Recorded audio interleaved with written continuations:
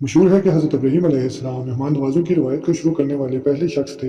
آپ بے حد مہمان نواز تھے اور اللہ تعالیٰ کو آپ کی یہ ادا بہت پسند تھی۔ روایت ہے کہ آپ تب تک کھانا تناول نہ کرتے جب تک کہ کسی مہمان کو اپنے ساتھ کھانے میں شریک نہ کر لیتے۔ چنانچہ ایک مرتبہ ایسا ہوا کہ آپ کسی انسان کی تلاش کرنے کے لیے گھر سے نکلے تاکہ اسے مہمان بنا سکیں۔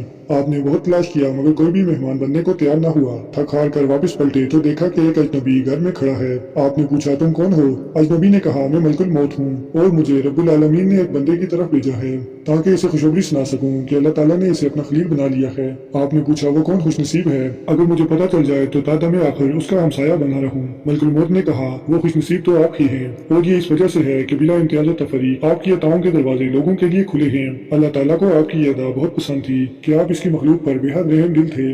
آپ علیہ السلام کا شمار 5 اولو العزم انبیاء میں ہوتا ہے۔ اللہ تعالیٰ نے قرآن پاک میں 35 مقامات پر حضرت ابراہیم علیہ السلام کا ذکر خیر فرمایا۔ آپ نے 33 برس کی عمر میں حضرت سارہ سے نکاح کیا اور خیران مصر کی طرف ہجرت کرنے کے بعد فلسطین اور ایلیا کے درمیانی علاقے سبا میں سکونت اختیار کر لی۔ وہاں آپ نے ایک کنواں کھودا اور مسجد بنائی۔ لوگوں کے بیجا ستانے اور اذیت پہنچانے کی وجہ سے آپ نے وہاں سے ہجرت فرمائی اور رملہ اور ایلیا کے درمیانی علاقے میں سکونت اختیار کی۔ وہاں بھی آپ نے ایک کنواں کھودا۔ کتب تواریخ میں آپ کے بے شمار فضائل بیان ہوئے ہیں۔ الارض آپ سب سے پہلے تھے جنہوں نے ختنہ کیا، مہمان نوازی کی روایت قائم کی، فرید بنایا، باقاعدہ شلوار پہنی، اور آپ ہی پہلے شخص ہیں جس نے بڑھاپا دیکھا۔ آپ نے حضرت سارہ کی وفات کے بعد 2 عرب عورتوں سے نکاح کیا۔ ایک کا نام کٹورا تھا اور اس سے آپ کے 6 لڑکے پیدا ہوئے اور دوسری کا نام مہجور تھا، اس کے وطن سے 5 لڑکے پیدا ہوئے۔ تاریخ طبری میں مصنف امام ابن جریر علیہ رحمہ لکھتے ہیں کہ اللہ تعالیٰ نے جب حضرت ابراہیم علیہ السلام کی روح نکالنے کا ارادہ فرمایا تو ایک بوڑھے آدمی کی شکل میں موت کے فرشتے کو بھیجا۔ صدیق سے مروی ہے کہ ایک روز آپ لوگوں میں کھانا تقسیم فرما رہے تھے کہ ایک بوڑھا چلتا ہوا آیا۔ وہ بوڑھا اس قدر ضعیف تھا کہ اس کے لیے چلنا مشکل تھا۔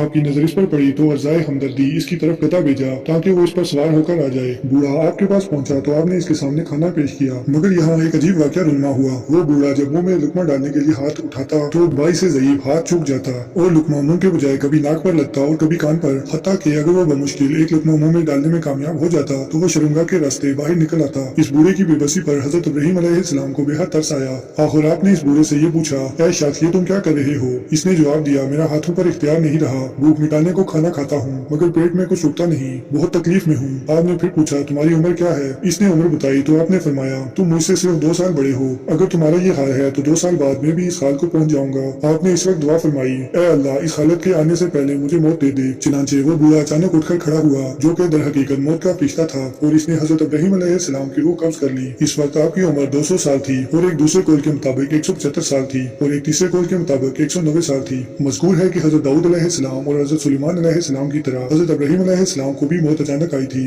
آپ کو حبران حیشی بستی میں اس جگہ دفن کیا گیا جہاں حضرت سارہ سلام اللہ علیہا دفن تھی۔ آپ نے دفن کے لیے زمین کو اپنے ہاتھوں سے 400 درہم میں خریدا تھا۔ آپ کے کفن و دفن کا انتظام حضرت اسحاق علیہ السلام نے کیا تھا۔